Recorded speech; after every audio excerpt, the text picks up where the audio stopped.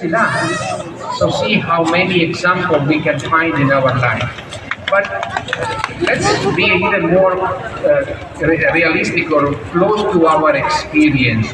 Sigurado ako, nakilala natin ang ilang mga tao na isinasabuhay para sa ating kabutihan. O halimbawa, ang ilang sa ating mga kaibigan na nagtitiis sa mahirap na sitwasyon.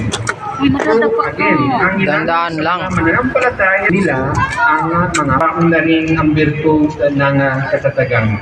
Well, una sa lahat, siyempre, sa pamamagitan ng ating ng mga pagsubok. Nobody is without challenges. Each of us has a small or bigger in this moment of our life. Na gumawa ng kahit maliit na gawain ng o paglilingkod. Nagpa-practice tayo ng maraming beses upang maging handa tayo at maging malakas. This is